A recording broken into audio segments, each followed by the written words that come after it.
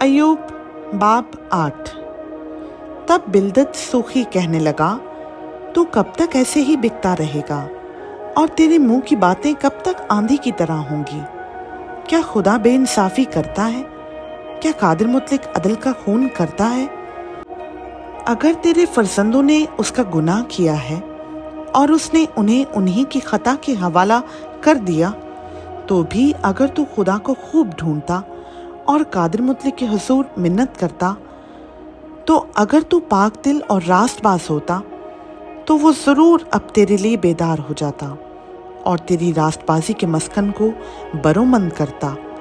और अगरचा तेरा आगाज़ छोटा सा था, तो भी तेरा अंजाम बहुत बड़ा होता।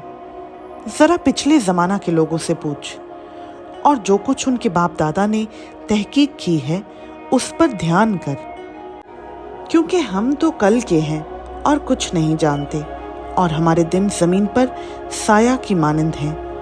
क्या वो तुझे ना सिखाएंगे और ना बताएंगे और अपने दिल की बातें नहीं करेंगे?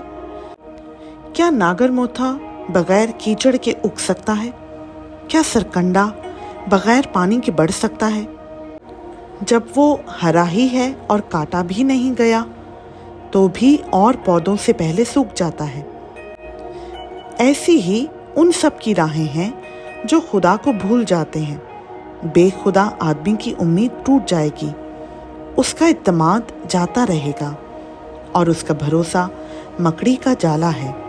वो अपने घर पर टेक लगाएगा, लेकिन वो खड़ा ना रहेगा।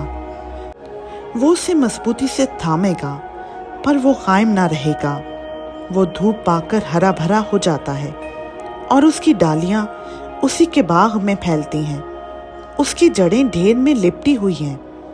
वो पत्थरों की जगह को देख लेता है। अगर वो अपनी जगह से नेस्त किया जाए, तो वो उसका इनकार करके कहने लगेगी कि मैंने तुझे देखा ही नहीं। देख, उसकी राख की खुशी इतनी ही है और मिट्टी में से दूसरे उग आएंगे। देख, खुदा कामिल आदमी को छोड़ ना देगा, ना वो बदकिरदारों को संभालेगा। वो अब भी तेरे मुंह को हंसी से भर देगा और तेरे लबों को ललकार की आवाज़ से। तेरे नफरत करने वाले शर्म का जामा पहनेंगे और शरीरों का डेरा कायम ना रहेगा। खुदा उनका पाक कलाम का पढ़ा, सुना, समझा और कबूल किया जाना हम सबों के लिए बाइस बरकत हो। आमीन।